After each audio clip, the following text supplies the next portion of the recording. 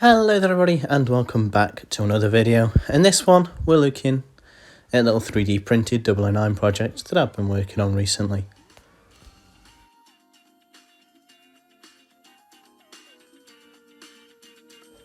So here it is, a Fourdees product designed for a Pico New England chassis. Packaging was quite nice. The model itself I was really impressed by. The level of detail is incredibly high, especially in the cab, and the finish is really nice as well. There's some really nice rivet details on here. As I say, the handrails were impressive too, so is the pipework.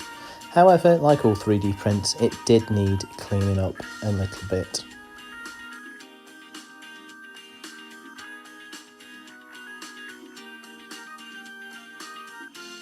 Having been cleaned and primed, it was then sprayed with Ford Highland Green. Now, I quite like using Halfords paints on 3D printed products because it's a thicker paint than what you'd get, especially for model railways and or modelling in general.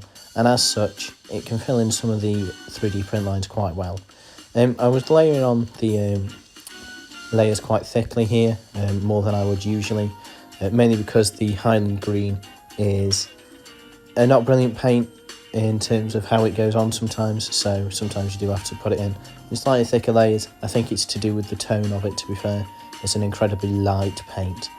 But yeah, as you can see, a couple of sprays all over with it, and it's beginning to look a little bit more like an Edwardian locomotive. I then decided to pick out some of the details. Here I am doing the buffer beams, and I later move on to doing the smoke box, as well as the boiler back head detail in the cab as well. Just bring another splash of colour to it. This isn't neat, but it gets improved later on and brings us to, give or take, this stage. Still not massively neat, but certainly getting there. You can also see I've added some colour into the cab as well there. And this is it, sat on the chassis for the first time. I think it looks quite impressive. It's certainly got a stance to it, and that's something I really like about narrow gauge locomotives. So this is me just touching in some of the details on the front of the model, the smokebox door, details and things like that. And this is me just weathering it using WWS weathering powders and a little bit of creative freedom. I had a couple of ideas for what I wanted the model to be, and it's just a case of building it up to that level. Initially started out light before building it up and up.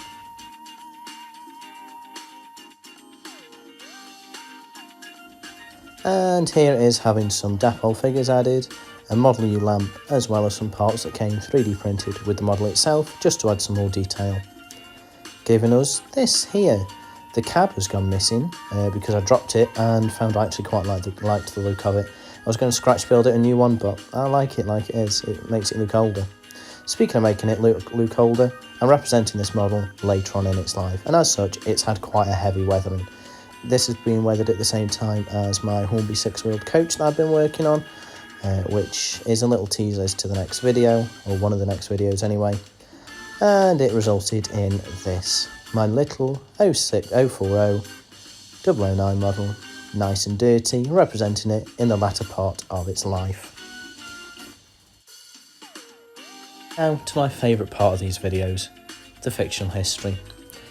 This was built in 1865 as part of a batch of 5 locomotives for a quarry in Yorkshire by the Fourdees Foundation. These were ranging from works numbers 32 to 37. 37 was the last of these in production, and delivery was withheld as the quarry wound down the order to 4 engines. This left 37 in limbo. It was nearly complete, but without a home. It was decided to paint the loco into a lined maroon and use it as a work shunter instead. It was examined by officials on account of industrial espionage in 1867 due to the similarities in the chassis between this and the George England locomotives then at use on the Festiniog.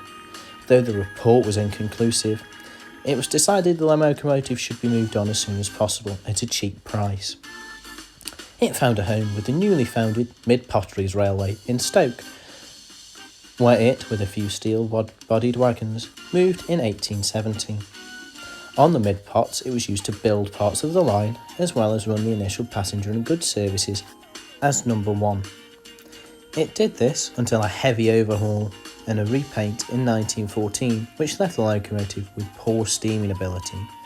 Though this was sold later that year, it was decided to remove the locomotive from main traffic in 1919 after war surplus bulked the mid-pot's loco ranks. It did last until 1932, as it was used as a shunter, a colliery worker, and a permanent way locomotive. It was scrapped in 1938, having been stripped for spares and seen the highs and the lows of the mid-pot's line. It was still wearing its number 1 as it was cut up. There is a few things that I'm going to change on this model. The first off is that smokebox door dart. I'm going to remove that and replace it with a white metal one. It's also going to have some coal added to the bunker, as well as some new crew. The new crew are hopefully going to be Hardy's Hobbies, just because I prefer 3D printed figures in these open cab locomotives than the dapple crew. They're just more detailed. And I'll also imagine I'll revisit the weathering just to neat it up a little bit, but for the moment I'm very happy with this locomotive. If you've enjoyed the video, let me know. If you haven't, let me know if there's any ways that I can improve the model. Again, let me know.